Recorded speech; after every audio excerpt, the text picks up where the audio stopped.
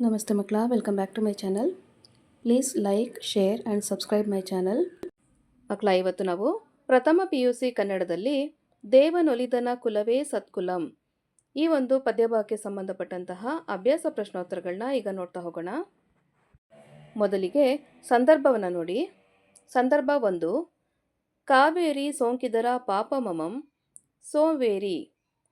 ಆಯ್ಕೆ: ಈ ವಾಕ್ಯವನ್ನು ರಗಳೆ ಕವಿ ಹರಿಹರ ಬರೆದ ದೇವನೊಲಿದನ ಕುಲವೇ ಸತ್ಕುಲಂ ಎಂಬ ಕಾವ್ಯದಿಂದ ಆರಿಸಲಾಗಿದೆ. ಸಂದರ್ಭ: ಚೋಳನಾಡಿನಲ್ಲಿ ಹರಿಯುವ ಕಾವೇರಿಯನ್ನು ಕವಿ ಹರಿಹರ ವಿವರಿಸುವ ಸಂದರ್ಭ ಇದಾಗಿದೆ. ಸ್ವಾರಸ್ಯ: ಶಿವನ ನೆಲೆಯಂತಿರುವ ಚೋಳ ದೇಶದ ವರ್ಣನೆಯನ್ನು ಹರಿಹರ ಮಾಡುತ್ತಾ ಅದು ಶಿವಭಕ್ತರ ಆವಾಸ ಸ್ಥಾನ ಎನ್ನುತ್ತಾನೆ. ಅಂತಹ ದೇಶದಲ್ಲಿ ಕಾವೇರಿ ನದಿಯು ಹರಿಯುತ್ತಿತ್ತು. ಹರಿಹರನ ದೃಷ್ಟಿಯಲ್ಲಿ ಕಾವೇರಿ ಸಕಲ ಪಾಪಗಳನ್ನು ಕಳೆಯುವಂಥವಳು, ಸಕಲ ಸಸ್ಯಾವಳಿಗೆ ಬೇಕಾಗಿರುವ ನೀರನ್ನು ಎರೆಯುವಂಥವಳು. ಚೋಳ ದೇಶದಲ್ಲಿ ಆಕೆ ಭಕ್ತಿಯ ರಸದಂತೆ ಹರಿಯುತ್ತಿದ್ದಳು ಎನ್ನುತ್ತಾ ಈ ಮೇಲಿನಂತೆ ಹೇಳುತ್ತಾನೆ. ಸಂದರ್ಭ 2, ನೆಲದ ಮರೆಯೊಳಗೆ ತೊಳಗುವ ನಿಧಾನದ ತೆರದೆ. ನಿಧಾನದ ತೆರದೆ. ಆಯ್ಕೆ: ಈ ವಾಕ್ಯವನ್ನು ರಗಳೆ ಕವಿ ಹರಿಹರ ಬರೆದ ದೇವನೊಲಿದನ ಕುಲವೇ ಸತ್ಕುಲಂ ಎಂಬ ಕಾವ್ಯದಿಂದ ಆರಿಸಲಾಗಿದೆ. ಸಂದರ್ಭ: ಕವಿ ಹರಿಹರ ಮಾದಾರ ಚೆನ್ನಯ್ಯನ ಗುಪ್ತ ಭಕ್ತಿಯನ್ನು ವರ್ಣಿಸುವ ಸಂದರ್ಭ ಇದಾಗಿದೆ. ಸ್ವಾರಸ್ಯ: ಮಾದಾರ ಚೆನ್ನ ಅಪ್ಪಟ ಶಿವಭಕ್ತ. ಅವನ ಭಕ್ತಿಯಲ್ಲಿ ಯಾವುದೇ ಡಾಂಭಿಕತನ ಇರಲಿಲ್ಲ. ಚೋಳರಾಜನ ಕುದುರೆಗಳಿಗೆ ಹುಲ್ಲನ್ನು ತರುವ ಕಾಯಕ ಮಾಡುತ್ತಿದ್ದ ಈತ ಕಾಯಕದ ಜೊತೆಗೆ ಶಿವಭಕ್ತಿಯನ್ನು ಬಹಳ ಶುದ್ಧವಾಗಿ ಕೈಗೊಳ್ಳುತ್ತಿದ್ದ. ಅವನಲ್ಲಿ ಅಡಕವಾದ ಭಕ್ತಿಯು ಎಳ್ಳಿನ ಒಳಗೆ ಅಡಕವಾದ ತೈಲದಂತೆ, ಮರದ ಒಳಗೆ ಅಡಕವಾದ ಬೆಂಕಿಯಂತೆ, ಭೂಮಿಯ ಒಳಗೆ ಅಡಕವಾದ ಸಂಪತ್ತಿನಂತೆ ಯಾರಿಗೂ ಗೊತ್ತಾಗದ ರೀತಿಯಲ್ಲಿ ಇತ್ತು ಎಂದು ಕವಿ ಹರಿಹರ ವಿವರಿಸುವಾಗ ಈ ಮೇಲಿನಂತೆ ಹೇಳುತ್ತಾನೆ. ಸಂದರ್ಭ 3, ಸೊಂಪೇರೆ ಚಿತ್ತಜಾರಿಯ ಚಿತ್ತಮಮಂ ಸೋಂಕಿ. ಆಯ್ಕೆ: ಈ ವಾಕ್ಯವನ್ನು ರಗಳೆ ಕವಿ ಹರಿಹರ ಬರೆದ ದೇವನೊಲಿದನ ಕುಲವೇ ಸತ್ಕುಲಂ ಎಂಬ ಕಾವ್ಯದಿಂದ ಆರಿಸಲಾಗಿದೆ. ಸಂದರ್ಭ: ಕವಿ ಹರಿಹರ ಮಾದಾರ ಚೆನ್ನಯ್ಯನಲ್ಲಿರುವ ಶಿವನ ಕುರಿತಾದ ಗುಪ್ತ ಭಕ್ತಿಯ ಉನ್ನತಿಯನ್ನು ವಿವರಿಸುವ ಸಂದರ್ಭ ಇದಾಗಿದೆ. ಸ್ವಾರಸ್ಯ: ಮಾದಾರ ಚೆನ್ನನ ಭಕ್ತಿ ಅದು ಕಲ್ಮಷರಹಿತವಾದಂಥದ್ದು. ಕಾಡಿಗೆ ಹೋದವನು ಮೊದಲು ಶಿವಪೂಜೆಯನ್ನು ಮಾಡಿ ಆನಂತರ ತನ್ನ ಕಾಯಕದಲ್ಲಿ ತಲ್ಲೀನನಾಗುತ್ತಿದ್ದ. ಹೀಗಿರಲು ಒಂದು ದಿನ ಶಿವ ಇವನ ಭಕ್ತಿಯನ್ನು ಜಗತ್ತಿಗೆ ಸಾರುವ ಮನಸ್ಸನ್ನು ಹೊಂದುತ್ತಾನೆ. ಶಿವನನ್ನು ಆರಾಧಿಸುತ್ತಾ ಎಂದಿನಂತೆ ಚೆನ್ನನೂ ಕೂಡ ಪೂಜೆಯ ನಂತರ ಹುಲ್ಲನ್ನು ಕೊಯ್ದು ಎತ್ತಿನ ಮೇಲೆ ಹೇರಿ ತಂದು ಆ ದಿನ ವಿಶೇಷವಾಗಿ ಹರನ ಮನವನ್ನು ನಾಟಿರುತ್ತಾನೆ ಎನ್ನುತ್ತಾ ಕವಿ ಈ ಮೇಲಿನಂತೆ ಹೇಳುತ್ತಾರೆ. ಸಂದರ್ಭ 4, ಉಂಡನ ಭವಂ ಸ್ವರ್ಗ ಮರ್ತ್ಯಕ್ಕೆ ಪೊಸತಾಗಿ. ಆಯ್ಕೆ: ಈ ವಾಕ್ಯವನ್ನು ರಗಳೆ ಕವಿ ಹರಿಹರ ಬರೆದ ದೇವನೊಲಿದನ ಕುಲವೇ ಸತ್ಕುಲಂ ಎಂಬ ಕಾವ್ಯದಿಂದ ಆರಿಸಲಾಗಿದೆ. ಸಂದರ್ಭ: ಕವಿಯು ಶಿವನು ಮಾದಾರ ಚೆನ್ನಯ್ಯನ ಜೊತೆ ಅಂಬಲಿಯನ್ನು ಸೇವಿಸಿದ ಸಂದರ್ಭವನ್ನು ವಿವರಿಸುತ್ತಾನೆ. ಸ್ವಾರಸ್ಯ: ಒಂದು ದಿನ ಚೆನ್ನನು ಹೊಲವನ್ನು ಹೊಕ್ಕು ಶಿವಪೂಜೆಯನ್ನು ಮಾಡಿ ಸಂತೋಷದಿಂದ ಮುಂದುವರೆದು ಹುಲ್ಲು ಕೊಯ್ದು ತನ್ನ ಎತ್ತಿನ ಮೇಲೆ ಹೇರಿಕೊಂಡು ಆದರದಿಂದ ಮನೆಗೆ ಬೇಗ ಬೇಗನೆ ನಡೆತರುತ್ತಾ ಕುದುರೆಗಳಿಗೆ ಮೇವನ್ನು ತಂದಿಕ್ಕಿ ಸಂತಸದಿಂದ ಹರನ ಮನವನ್ನು ನಾಟಿರಲು ಸಾಕ್ಷಾತ್ ಶಿವನೇ ಚೆನ್ನನ ಮನೆಗೆ ಬಂದಿರುತ್ತಾನೆ. ಆಗ ಆತನ ಮಡದಿಯು ತಿನ್ನಲು ಅಂಬಲಿಯನ್ನು ತರುತ್ತಾಳೆ. ಮಾವಿನ ಹಣ್ಣಿನ ರುಚಿಯನ್ನೂ ಮೀರಿದ ಆ ಅಂಬಲಿಯನ್ನು ಶಿವ ಆಸ್ವಾದಿಸುತ್ತಾನೆ. ಇದು ಸ್ವರ್ಗಲೋಕ ಭೂಲೋಕಕ್ಕೆ ಹೊಸದಾಗಿತ್ತು ಎನ್ನುವುದನ್ನು ಕವಿ ಈ ಮೇಲಿನ ವಾಕ್ಯದ ಮೂಲಕ ವಿವರಿಸುತ್ತಾರೆ. ಸಂದರ್ಭ 5. ಆಹಾ ನಿಮ್ಮರಸುತನವೆಮ್ಮಲ್ಲಿ ಮಾಳ್ಪರೆ. ಆಯ್ಕೆ: ಈ ವಾಕ್ಯವನ್ನು ರಗಳೆ ಕವಿ ಹರಿಹರ ಬರೆದ ದೇವನೊಲಿದನ ಕುಲವೇ ಸತ್ಕುಲಂ ಎಂಬ ಕಾವ್ಯದಿಂದ ಆರಿಸಲಾಗಿದೆ. ಸಂದರ್ಭ: ಈ ಮಾತನ್ನು ಶಿವನು ಚೋಳರಾಜನಿಗೆ ಹೇಳುತ್ತಾನೆ. ಸ್ವಾರಸ್ಯ: ಬಗೆ ಬಗೆಯ ಭಕ್ಷ್ಯಗಳನ್ನು ತಂದು ಚೋಳರಾಜನು ತಂದಿಡಲು ಶಿವ ಅದನ್ನು ಸ್ವೀಕರಿಸುವುದಿಲ್ಲ. ಇದರಿಂದ ತೀವ್ರ ಆತಂಕಿತನಾದ ರಾಜ ಹಿಂದು ಮುಂದು ಆಲೋಚಿಸದೆ ತನ್ನ ಕತ್ತಿಯಿಂದ ಕೊರಳನ್ನು ಕತ್ತರಿಸಿಕೊಳ್ಳಲು ಮುಂದಾಗುತ್ತಾನೆ. ಆಗ ಇದನ್ನು ಗಮನಿಸಿದ ಶಿವ ರಾಜನಲ್ಲಿ, ಅಯ್ಯೋ, ವಿವೇಚನೆ ಇಲ್ಲದೆ ಹೀಗೆ ಮಾಡುವುದು ಸರಿಯಲ್ಲ. ನಿನ್ನ ಅರಸುತನದ ಗುಣವನ್ನು ನನ್ನಲ್ಲಿ ಹೇರುವುದೇ ಎಂದು ಮೇಲಿನಂತೆ ಹೇಳುತ್ತಾನೆ. ಸಂದರ್ಭ 6.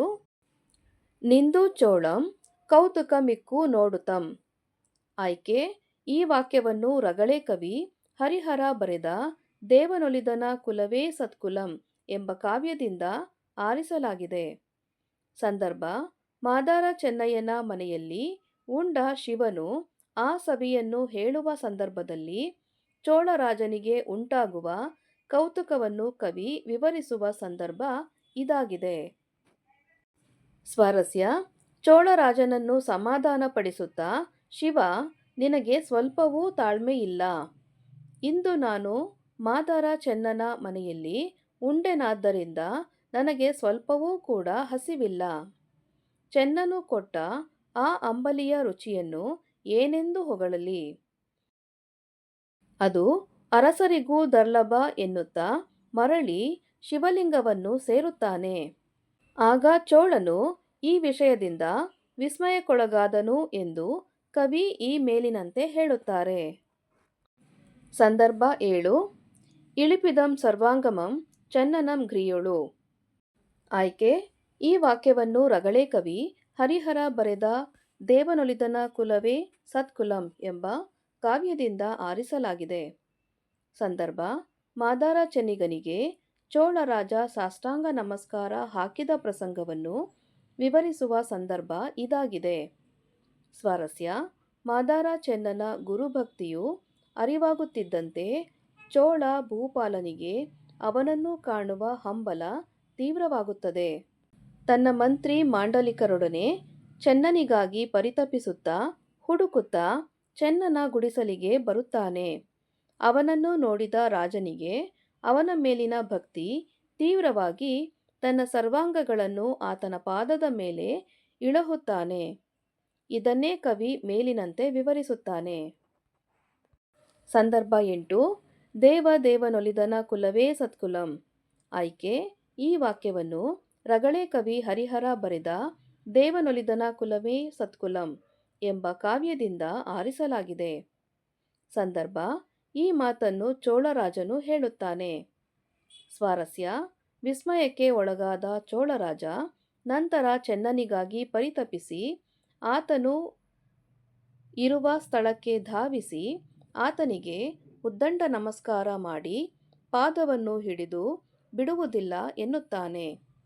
ಆಗ ಚೆನ್ನನು, ಏನಯ್ಯ ಚೋಳರಾಜ, ನೀನು ಹೀಗೆ ಮಾಡಬಹುದೇ? ನನ್ನ ಕುಲವನ್ನು ನೋಡದೆ ನನ್ನಲ್ಲಿಗೆ ಬರಬಹುದೇ? ನನ್ನ ಜಾತಿಯನ್ನರಿಯದೆ ಹೀಗೆ ಮಾಡಬಹುದೇ ಎಂದು ಕೇಳಿದಾಗ ಚೋಳರಾಜನು ಈ ಮೇಲಿನಂತೆ ಹೇಳುತ್ತಾನೆ. ಸಂದರ್ಭ 9. ಮೇದಿನಿಗೆ ಬೀದಿಗರುವಾದುದೆನ್ನಯ್ಯ ಭಕ್ತಿ. ಆಯ್ಕೆ: ಈ ವಾಕ್ಯವನ್ನು ರಗಳೆ ಕವಿ ಹರಿಹರ ಬರೆದ ದೇವನೊಲಿದನ ಕುಲವೇ ಸತ್ಕುಲಂ ಎಂಬ ಕಾವ್ಯದಿಂದ ಆರಿಸಲಾಗಿದೆ. ಸಂದರ್ಭ: ಶಿವನಿಂದ ತನ್ನ ಗುಪ್ತ ಭಕ್ತಿ ಬಯಲಾದ ಸಂದರ್ಭದಲ್ಲಿ ಮಾದಾರ ಚೆನ್ನಯ್ಯ ಹೇಳುವ ಮಾತು ಇದಾಗಿದೆ. ಸ್ವಾರಸ್ಯ: ಚೋಳರಾಜ ಆನೆಯಿಂದ ಚೆನ್ನನನ್ನು ಮೆಲ್ಲನೆ ಆಧರಿಸಿ ಕೆಳಕ್ಕಿಳಿಸಿ ಅವನನ್ನು ಜೊತೆಗೂಡಿ ಶಿವಲಿಂಗದ ಮುಂದೆ ಬಂದು ನಿಂತುಕೊಳ್ಳುತ್ತಾನೆ. ಶಿವನಿಗೆ ಎದುರಾಗಿ ನಿಂತುಕೊಂಡ ಚೆನ್ನನು ಶಿವನ ಕುರಿತಂತೆ ಕಡು ಕೋಪಗೊಳ್ಳುತ್ತಾ, ಉನ್ನತ ಚರಿತನಾದ ನೀನು ನನ್ನನ್ನು ಈ ತರಹ ದೂರುವುದೇ? ಚೋಳನಿಂದ ತರಿಸಲ್ಪಟ್ಟ ನಾನು ಮಾಡಿದ ತಪ್ಪಾದರೂ ಏನು? ನಾನು ನಿನ್ನಲ್ಲಿ ಪದವಿಯನ್ನು ಬೇಡಿದೆನೆ, ತಿಳಿಯದೆ ನನ್ನಲ್ಲಿದ್ದ ಅಂಬಲಿಯನ್ನು ಕೊಟ್ಟದ್ದಕ್ಕೆ ಹೀಗೆ ವರ್ತಿಸುವುದೇ? ಚಂದ್ರಧರನಾದ ನೀನು ಈ ರೀತಿ ದೂರುವುದೇ ಎನ್ನುತ್ತಾ ಈ ಮೇಲಿನಂತೆ ಹೇಳುತ್ತಾನೆ. ನೆಕ್ಸ್ಟ್ ಹೆಡಿಂಗ್ ನೋಡಿ ಮಕ್ಕಳ. ಒಂದು ವಾಕ್ಯದಲ್ಲಿ ಉತ್ತರಿಸಿ. ಪ್ರಶ್ನೆ 1. ಚೋಳ ದೇಶವು ಯಾರಿಗೆ ನೆಲೆಯಾಗಿತ್ತು? ಉತ್ತರ: ಚೋಳ ದೇಶವು ಶ್ರೀ ಶಿವನ ನೆಲೆಯಾಗಿತ್ತು. ಪ್ರಶ್ನೆ 2. ಚೋಳ ದೇಶವನ್ನು ಆಳುತ್ತಿದ್ದ ದೊರೆ ಯಾರು? ಉತ್ತರ: ಚೋಳ ದೇಶವನ್ನು ಆಳುತ್ತಿದ್ದ ದೊರೆ ಕರಿಕಾಲ ಚೋಳ. ಪ್ರಶ್ನೆ 3. ಚೆನ್ನಯ್ಯನು ಮಾಡುತ್ತಿದ್ದ ಕಾಯಕ ಯಾವುದು?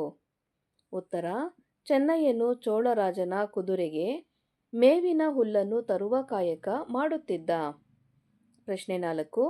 ಚೆನ್ನಯ್ಯನು ಹುಲ್ಲನ್ನು ಯಾವುದರ ಮೇಲೆ ಹೇರಿಕೊಂಡು ಬರುತ್ತಿದ್ದನು? ಉತ್ತರ: ಚೆನ್ನಯ್ಯನು ಹುಲ್ಲನ್ನು ಮೈಲನ ಮೇಲೆ ಹೇರಿಕೊಂಡು ಬರುತ್ತಿದ್ದನು. ಪ್ರಶ್ನೆ 5. ಶಿವನು ಯಾರ ಜೊತೆ ಊಟ ಮಾಡಿದನು? ಉತ್ತರ: ಶಿವನು ಮಾದರ ಚೆನ್ನಯ್ಯನ ಜೊತೆ ಊಟ ಮಾಡಿದನು. ಪ್ರಶ್ನೆ 6. ಚೆನ್ನಯ್ಯನನ್ನು ಹುಡುಕಲು ಚೋಳರಾಜನು ಯಾರನ್ನು ಕಳುಹಿಸಿದನು? ಉತ್ತರ: ಚೆನ್ನಯ್ಯನನ್ನು ಹುಡುಕಲು ಚೋಳರಾಜನು ದೂತರನ್ನು ಕಳುಹಿಸಿದನು. ಪ್ರಶ್ನೆ 7. ಚೋಳರಾಜನು ಚೆನ್ನಯ್ಯನನ್ನು ಶಿವಾಲಯಕ್ಕೆ ಹೇಗೆ ಕರೆತಂದನು? ಉತ್ತರ: ಚೋಳರಾಜನು ಚೆನ್ನಯ್ಯನನ್ನು ಮಠದ ಆನೆಯ ಮೂಲಕ ಶಿವಾಲಯಕ್ಕೆ ಕರೆತಂದನು. ಪ್ರಶ್ನೆ 8. ಕೈಲಾಸದಲ್ಲಿ ಚೆನ್ನಯ್ಯನಿಗೆ ಯಾವ ಪದವಿ ಲಭಿಸಿತು? ಉತ್ತರ: ಕೈಲಾಸದಲ್ಲಿ ಚೆನ್ನಯ್ಯನಿಗೆ ಗಣ ಪದವಿ ಲಭಿಸಿತು. ನೆಕ್ಸ್ಟ್ ಹೆಡಿಂಗ್ ನೋಡಿ ಮಕ್ಕಳ. 2-3 ವಾಕ್ಯಗಳಲ್ಲಿ ಉತ್ತರಿಸಿ. ಪ್ರಶ್ನೆ 1. ಕಾವೇರಿ ನದಿಯ ಮಹಿಮೆ ಎಂತಹುದು? ಉತ್ತರ: ಕಾವೇರಿಯು ಸಕಲ ಪಾಪಗಳನ್ನು ಕಳೆಯುವ ಪಾಪನಾಶಿನಿಯಾಗಿದ್ದಾಳೆ. ಸಕಲ ಸಸ್ಯಾಳಿಗಳನ್ನು ಪೊರೆಯುವವಳು, ಲೋಕಕ್ಕೆ ಅಮೃತವಾರಿಧಿಯಂತಿಹಳು ಎಂದು ಕವಿ ಹರಿಹರ ಕಾವೇರಿಯ ಮಹಿಮೆಯನ್ನು ವರ್ಣಿಸುತ್ತಾನೆ. ಪ್ರಶ್ನೆ 2. ಚೆನ್ನಯ್ಯನ ಗುಪ್ತಭಕ್ತಿ ಯಾವ ರೀತಿಯದು? ಉತ್ತರ: ಚೆನ್ನಯ್ಯನ ಗುಪ್ತಭಕ್ತಿಯು ಎಳ್ಳಿನಲ್ಲಿ ಅಡಕವಾಗಿರುವ ತೈಲದಂತೆ, ಮರದೊಳಗೆ ಅಡಕವಾಗಿರುವ ಅಗ್ನಿಯಂತೆ, ನೆಲದಲ್ಲಿ ಅಡಕವಾಗಿರುವ ನಿಧಾನದಂತೆ ಅಗೋಚರವಾದುದು. ಪ್ರಶ್ನೆ 3. ಶಿವಲಿಂಗವನ್ನು ಯಾವ ಯಾವ ಹೂಗಳಿಂದ ಚೆನ್ನಯ್ಯ ಸಿಂಗರಿಸುತ್ತಿದ್ದನು? ಉತ್ತರ: ಚೆನ್ನಯ್ಯನು ಪರಿಮಳಯುಕ್ತವಾದ ಮಲ್ಲಿಗೆಗಳಿಂದ, ವಿಸ್ತಾರವಾದ ಕಂಪನ್ನು ಬೀರುವ ಸಂಪಿಗೆ, ಮರುಗ, ಪಡ್ಡಳಿ, ಸುರಗಿ, ಸರಹೊನ್ನೆ, ಚಂಗಣಿಗೆಲೆಗಳಿಂದ ಹೂಗಳಿಂದ ಶಿವಲಿಂಗವನ್ನು ಸಿಂಗರಿಸುತ್ತಿದ್ದನು. ಪ್ರಶ್ನೆ 4. ಚೋಳರಾಜ ಚೆನ್ನಯ್ಯನ ಪಾದಗಳನ್ನು ಹಿಡಿದಾಗ ಅವನ ಪ್ರತಿಕ್ರಿಯೆ ಏನು? ಉತ್ತರ: ಚೋಳರಾಜ ಚೆನ್ನಯ್ಯನ ಪಾದಗಳನ್ನು ಹಿಡಿದಾಗ ಚೆನ್ನಯ್ಯ, ಏನಯ್ಯ ಚೋಳರಾಜನೇ, ಭಾನುಕುಲ ದರ್ಪಣನಾದ ನೀನು ಹೀಗೆ ಮಾಡುವುದೇ? ನನ್ನ ಜಾತಿ ಯಾವುದು ಎಂಬುದನ್ನು ಅರ್ಥ ಮಾಡಿಕೊಳ್ಳದೆ ಈ ರೀತಿ ಮಾಡುವುದೇ ಎಂದು ಪ್ರತಿಕ್ರಿಯಿಸುತ್ತಾನೆ. ಪ್ರಶ್ನೆ 5. ಶಿವನ ಮೇಲೆ ಚೆನ್ನಯ್ಯನು ಮುನಿಸಿಕೊಳ್ಳಲು ಕಾರಣವೇನು? ಉತ್ತರ: ಅರಿಯದೆ ಅಂಬಲಿಯನ್ನು ನೀಡಿದ್ದಕ್ಕಾಗಿ ನೀನು ನನ್ನ ಗುಪ್ತಭಕ್ತಿಯನ್ನು ಚೋಳರಾಜನ ಮೂಲಕ ಬಹಿರಂಗ ಮಾಡಿ ಈ ರೀತಿಯಾಗಿ ದೂರುವುದೇ ಎಂದು ಅವನ ಮೇಲೆ ಚೆನ್ನಯ್ಯನು ಮುನಿಸಿಕೊಳ್ಳುತ್ತಾನೆ. ಪ್ರಶ್ನೆ 6. ಶಿವನು ಚೆನ್ನಯ್ಯನನ್ನು ಹೇಗೆ ಸಮಾಧಾನ ಪಡಿಸಿದನು? ಉತ್ತರ: ಕೊರಳನ್ನು ಕತ್ತರಿಸಿಕೊಳ್ಳಲು ಮುಂದಾದ ಚೆನ್ನಯ್ಯನ ಎದುರು ಅವನು ಪ್ರತ್ಯಕ್ಷವಾಗಿ ವಿಚಾರ ಮಾಡದೆ ಮರೆತು ಚೋಳರಾಜನಿಗೆ ಹೇಳಿದೆ. ಅದಕ್ಕಾಗಿ ಈ ರೀತಿಯ ಕಾರ್ಯ ಸರಿಯಲ್ಲ ಎಂದು ಚೆನ್ನಯ್ಯನನ್ನು ಸಮಾಧಾನಪಡಿಸಿದನು. ನೆಕ್ಸ್ಟ್ ಹೆಡಿಂಗ್ ನೋಡಿ ಮಕ್ಕಳ. 5-6 ವಾಕ್ಯಗಳಲ್ಲಿ ಉತ್ತರಿಸಿ. ಪ್ರಶ್ನೆ 1. ಚೆನ್ನಯ್ಯ ತನ್ನ ಕಾಯಕವನ್ನು ಹೇಗೆ ಮಾಡುತ್ತಿದ್ದನು? ಉತ್ತರ: ಮಾದಾರ ಚೆನ್ನನು ಕರಿಕಾಲ ಚೋಳರಾಜ ಆಳುತ್ತಿದ್ದ ರಾಜ್ಯದಲ್ಲಿ ಇರುವ ಒಬ್ಬ ಅಪ್ಪಟ ಶಿವಭಕ್ತ. ಈತ ಮಾದಿಗ ಎನ್ನುವ ಕೆಳ ಪಂಗಡಕ್ಕೆ ಸೇರಿದವನಾಗಿದ್ದು ಹೆಸರಿಗೆ ಅನ್ವರ್ಥವಾಗಿ ಬದುಕುತ್ತಿದ್ದ. ಈತ ರಾಜನ ಲಾಯದಲ್ಲಿದ್ದ ಕುದುರೆಗಳಿಗೆ ಮೇವನ್ನು ಪೂರೈಸುವ ಕಾಯಕ ಮಾಡುತ್ತಿದ್ದ. ಚೆನ್ನನು ಉದಯ ಸಮಯದೊಳಗೆ ಎದ್ದು ಕಾಡಿಗೆ ಹೋಗಿ ನಿರ್ಮಲವಾದ ನದೀ ತೀರಕ್ಕೆ ಹೊಕ್ಕಿ ನುಣ್ಣನೆಯ ಮರಳಿನ ದಿಣ್ಣೆಯಲ್ಲಿ ಹಸಿರು ಪತ್ರೆಗಳನ್ನು ಹಾಸಿ ಶಿವನನ್ನು ಧ್ಯಾನಿಸುತ್ತಾ ಕಣ್ಣು ಮತ್ತು ಮನಸ್ಸನ್ನು ತುಂಬಿಕೊಳ್ಳುತ್ತಿದ್ದ. ನಂತರ ವಿಧ ವಿಧವಾದ ಹೂಗಳನ್ನು ತಂದು ಶಿವಲಿಂಗವನ್ನು ಸಿಂಗರಿಸುತ್ತಾ ಭಕ್ತಿಯಿಂದ ಪೂಜಿಸಿ ನಂತರ ಕುದುರೆಗೆ ಬೇಕಾದ ಹುಲ್ಲನ್ನು ಕೊಯ್ದುಕೊಂಡು ತನ್ನ ಎತ್ತಿನ ಮೇಲೆ ಹೇರಿಕೊಂಡು ಹಿಂದಿರುಗುತ್ತಿದ್ದ. ಚೆನ್ನನ ಈ ಭಕ್ತಿ ಗುಪ್ತವಾಗಿತ್ತು. ಯಾರಿಗೂ ಕೂಡ ಈತ ಶಿವನ ಪರಮ ಭಕ್ತ ಎಂದು ಹೇಳಲು ಅಸಾಧ್ಯವಾಗಿತ್ತು. ಭಕ್ತಿಯಲ್ಲಿ ಎಷ್ಟು ನಿಷ್ಠನಾಗಿದ್ದನೋ ಕಾಯಕದಲ್ಲೂ ಕೂಡ ಅಷ್ಟೇ ನಿಷ್ಠನಾಗಿದ್ದನು. ಪ್ರಶ್ನೆ 2. ಶಿವನು ಚೆನ್ನಯ್ಯನ ಮನೆಯಲ್ಲಿ ಊಟ ಮಾಡಿದ ಪ್ರಸಂಗವನ್ನು ವಿವರಿಸಿ. ಉತ್ತರ: ಮಾದರ ಚೆನ್ನನು ಶಿವನ ಧ್ಯಾನವನ್ನು ಬಹಳ ನಿಷ್ಠೆಯಿಂದ ಮಾಡುತ್ತಿದ್ದ. ಆದರೆ ಅವನ ಭಕ್ತಿಯು ಬಹಳ ಗುಪ್ತವಾಗಿ ಸಾಗುತ್ತಿತ್ತು. ಹೊರಗಿನಿಂದ ಎಷ್ಟು ನಿಷ್ಠವಾಗಿ ಕಾಯಕವನ್ನು ಮಾಡುತ್ತಿದ್ದನೋ ಒಳಗಿನಿಂದ ಅಷ್ಟೇ ನಿಷ್ಠವಾಗಿ ಶಿವನ ಭಕ್ತಿಯಲ್ಲಿ ತೊಡಗುತ್ತಿದ್ದ. ಉದಯ ಕಾಲದಲ್ಲಿಯೇ ಕಾಡಿಗೆ ಹೋಗಿ ಬಗೆ ಬಗೆಯ ಹೂವುಗಳಿಂದ ಲಿಂಗವನ್ನು ಸಿಂಗರಿಸಿ ಶಿವನನ್ನು ಧ್ಯಾನಿಸಿ ಮತ್ತೆ ತನ್ನ ಕಾಯಕವನ್ನು ಪೂರೈಸಿಕೊಂಡು ಬಂದು ಚೋಳನ ಕುದುರೆ ಲಾಯಕ್ಕೆ ಇತರ ಕೆಲಸಗಾರರಂತೆ ಹುಲ್ಲನ್ನು ತಂದು ಹಾಕಿ ಮನೆಗೆ ಬಂದು ಶಿವನಿಗೆ ನೈವೇದ್ಯದ ರೂಪದಲ್ಲಿ ಅರ್ಪಿಸಿದ ಅಂಬಲಿಯನ್ನು ಸ್ವೀಕರಿಸುತ್ತಿದ್ದನು. ಈ ರೀತಿ ಭೂಲೋಕದಲ್ಲಿ 60 ವರ್ಷಗಳ ಕಾಲ ಇವನ ಶಿವಪೂಜೆ ಗುಪ್ತವಾಗಿ ನಡೆಯುತ್ತಿತ್ತು. ಅದೊಂದು ದಿನ ಶಿವ ಈತನ ಭಕ್ತಿಗೆ ಒಲಿಯುತ್ತಾನೆ. ಹೀಗಿರಲು ಒಂದು ದಿನ ಚೆನ್ನನು ಹೊಲವನ್ನು ಹೊಕ್ಕು ಶಿವಲಿಂಗ ಪೂಜೆಯನ್ನು ಮಾಡಿ ಸಂತೋಷದಿಂದ ಮುಂದುವರೆದು ಹುಲ್ಲು ಕೊಯ್ದು ತನ್ನ ಎತ್ತಿನ ಮೇಲೆ ಏರಿಕೊಂಡು ಕುದುರೆ ಲಾಯಕ್ಕೆ ತಂದಿಕ್ಕಿ ಮನೆಗೆ ಬಂದು ಶಿವನನ್ನು ನೆನೆಯುತ್ತಿರುವಾಗ ಆತನ ಮಡದಿ ಆತನಿಗೆ ಅಂಬಲಿಯನ್ನು ತಂದಿಯುತ್ತಾಳೆ. ಮಾವಿನ ಹಣ್ಣನ್ನು ಮೀರುವ ಸ್ವಾದವುಳ್ಳ ಅಂಬಲಿಯು ಅವನನ್ನು ಸ್ಪರ್ಶಿಸಲು ಅದು ಅಮೃತದ ಕಡು ಸವಿಯ ನೂರ್ಮಡಿಯ ರುಚಿಯಾಗಿರಲು ಶಿವನು ಅದರ ಕಣಕಣವನ್ನು ದಣಿವರಿಯದೆ ಸವಿಯುತ್ತಾನೆ. ಅದು ಆತನಿಗೆ ಬಹಳ ರುಚಿಕರವಾಗಿತ್ತು. ಸ್ವರ್ಗಲೋಕ ಮತ್ತು ಭೂಲೋಕದಲ್ಲಿ ಹೊಸತು ಎನ್ನುವ ಹಾಗೆ ಶಿವನು ಚೆನ್ನನ ಮನೆಯಲ್ಲಿ ಊಟ ಮಾಡಿದನು. ಪ್ರಶ್ನೆ 3. ಕರಿಕಾಲ ಚೋಳ ಶಿವನನ್ನು ಅರ್ಚಿಸುತ್ತಿದ್ದ ರೀತಿಯನ್ನು ವರ್ಣಿಸಿ. ಉತ್ತರ: ಚೋಳರಾಜನು ಬಹಳ ಗರ್ವದಿಂದ ಆಡಂಬರಯುತವಾಗಿ ಪೂಜೆ ಮಾಡುತ್ತಿದ್ದನು.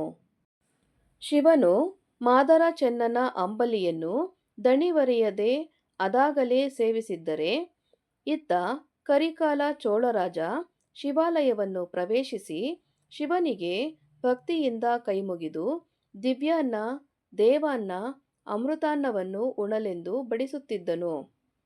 ನಂತರ ತಾನು ತಂದಿರುವ ಹಪ್ಪಳ, ಮಣ್ಣಿನ ಕುಡಿಕೆಯಲ್ಲಿ ಕೆನೆ ಹಾಲು, ತುಪ್ಪ, ಕೆನೆಯುತ್ತ ಮೊಸರು, ಸಕ್ಕರೆ ಮುಂತಾದವುಗಳನ್ನು ಸಾಲಾಗಿ ಬಡಿಸಿಟ್ಟು ಹರನು ಉಣಲಿ ಎಂದು ಪರದೆಯನ್ನು ಮುಚ್ಚಿ ಶಿವನೇ ಸ್ವೀಕರಿಸೆಂದು ಸಂತೋಷದಿಂದ ನಮಸ್ಕರಿಸುತ್ತಿದ್ದನು. ಹೀಗೆ ಕರಿಕಾಲ ಚೋಳ ಶಿವನನ್ನು ಅರ್ಚಿಸುತ್ತಿದ್ದನು. ಪ್ರಶ್ನೆ 4. ಚೋಳರಾಜ ಚೆನ್ನಯ್ಯನನ್ನು ಹುಡುಕಿದ ಬಗೆ ಹೇಗೆ? ಉತ್ತರ: ಶಿವನಿಂದ ಮಾದರ ಚೆನ್ನನ ಭಕ್ತಿಯು ಅನಾವರಣವಾದಾಗ ಚೋಳರಾಜನು ಬಹಳ ಕೌತುಕದಿಂದ ಆತನನ್ನು ನೋಡುವ ಬಯಕೆಯನ್ನು ಹೊಂದುತ್ತಾನೆ. ಅವನಿಗಾಗಿ ತೀವ್ರವಾಗಿ ಪರಿತಪಿಸುತ್ತಾನೆ.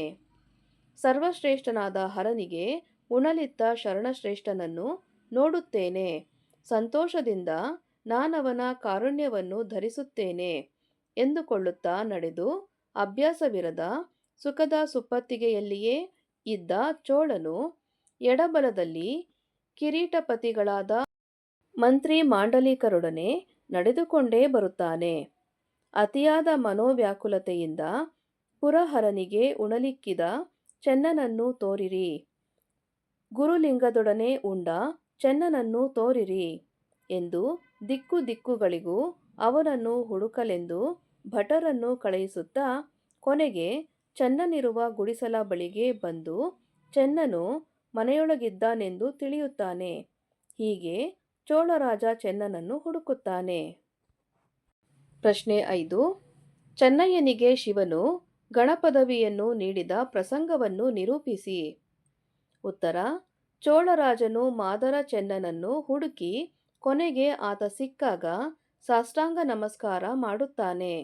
ಮಾತ್ರವಲ್ಲದೆ ಅವನನ್ನು ಆನೆಯ ಮೇಲೆ ಕುಳ್ಳಿರಿಸಿ ಪುರದಲ್ಲೆಲ್ಲ ಧ್ವಜವನ್ನು ಏರಿಸಲು ಆಜ್ಞಾಪಿಸಿ ನಡೆತಂದು ಆನೆಯಿಂದ ಮೆಲ್ಲನೆ ಚೆನ್ನನನ್ನು ಆಧರಿಸಿ ಕೆಳಕ್ಕಿಳಿಸಿ ಮೆಲ್ಲನೆ ಬಂದು ದಾನನಿಧಿಯಾದ ಚೆನ್ನನನ್ನು ಮುಂದಿರಿಸಿ ಒಡಗೂಡಿ ಬಂದು ಶಿವಲಿಂಗದ ಮುಂದುಗಡೆ ನಿಂತುಕೊಳ್ಳುತ್ತಾನೆ. ಆಗ ಚೆನ್ನನು ಶಿವನ ಕುರಿತಂತೆ ಕೋಪಗೊಳ್ಳುತ್ತಾ, ಉನ್ನತ ಚರಿತನಾದ ನೀನು ನನ್ನನ್ನು ಈ ತರಹ ದೂರುವುದೇ? ಚೋಳನಿಂದ ಹಿಡಿದು ತರಿಸಲ್ಪಟ್ಟೆ. ನಾನು ಮಾಡಿದ ತಪ್ಪಾದರೂ ಏನು? ನಾನು ನಿನ್ನಲ್ಲಿ ಪದವಿಯನ್ನು ಬೇಡಿದೆನೆ. ತಿಳಿಯದೆ ನನ್ನಲ್ಲಿದ್ದ ಅಂಬಲಿಯನ್ನು ಕೊಟ್ಟುದಕ್ಕೆ ಹೀಗೆ ವರ್ತಿಸುವುದೇ? ಚಂದ್ರಧರನಾದ ನೀನು ಈ ರೀತಿ ದೂರುವುದೇ? ಎಂದು ಭೂಮಿಯಲ್ಲೆಲ್ಲ ನನ್ನ ಭಕ್ತಿ ಬಯಲಾಯಿತು. ಈ ಭಕ್ತಿ ನನಗೆ ಸಮಸ್ಯೆಯನ್ನೇ ತಂದೊಡ್ಡಿತು ಎಂದು ನೊಂದುಕೊಳ್ಳುತ್ತಾ ಕತ್ತಿಯಿಂದ ಕೊರಳನ್ನು ಕತ್ತರಿಸಿಕೊಳ್ಳಲು ಮುಂದಾಗುತ್ತಾನೆ. ಆಗ ಪ್ರತ್ಯಕ್ಷನಾದ ಶಿವ ಅವನನ್ನು ಸಮಾಧಾನಿಸುತ್ತಾ, ಪರಿಣಾಮ ಅರಿಯದೆ ಮಾಡಿದ ಕಾರ್ಯಕ್ಕಾಗಿ ಕ್ಷಮೆ ಇರಲಿ ಎಂದು ಚೆನ್ನನಲ್ಲಿ ಹೇಳುತ್ತಾ ಹೂಮಳೆ ದುಂದುಬಿ ಮೊಳಗುತ್ತಿರುವಂತೆ ಆತನನ್ನು ಪುಷ್ಪಕ ವಿಮಾನದಲ್ಲಿ ಕುಳ್ಳಿರಿಸಿಕೊಂಡು ಕೈಲಾಸವನ್ನು ಪ್ರವೇಶಿಸಿ ಪಾರ್ವತಿಗೆ ಸಂತೋಷದಿಂದ ಚೆನ್ನನನ್ನು ತೋರಿಸುತ್ತಾ ಚೆನ್ನನಿಗೆ ಗಣಪದವಿಯನ್ನು ನೀಡುತ್ತಾನೆ. ಮಕ್ಕಳ, ಇಲ್ಲಿಗೆ ಪ್ರಥಮ PUC ಕನ್ನಡದಲ್ಲಿ ದೇವನೊಲಿದನ ಕುಲವೇ ಸತ್ಕುಲಂ ಈ ಒಂದು ಪದ್ಯಭಾಗಕ್ಕೆ ಸಂಬಂಧಪಟ್ಟಂತಹ ಎಲ್ಲ ಅಭ್ಯಾಸ ಪ್ರಶ್ನೋತ್ತರಗಳು ಮುಕ್ತಾಯಗೊಂಡಿವೆ. ಈ ಒಂದು ವಿಡಿಯೋ ನಿಮಗೆ ಇಷ್ಟ ಆದಲ್ಲಿ ದಯವಿಟ್ಟು ನಮ್ಮ ಚಾನಲ್ನ ಲೈಕ್ ಮಾಡಿ, ಶೇರ್ ಮಾಡಿ, ಸಬ್ಸ್ಕ್ರೈಬ್ ಮಾಡಿಕೊಂಡು ನಾವು ಹಾಕುವಂಥ ಎಲ್ಲ ವಿಡಿಯೋನ ನೋಡ್ತಾ ನಮ್ಮನ್ನು ಎನ್ಕರೇಜ್ ಮಾಡ್ತಾ ಹೋಗಿ ಮಕ್ಕಳ. Thank you for watching. Bye bye.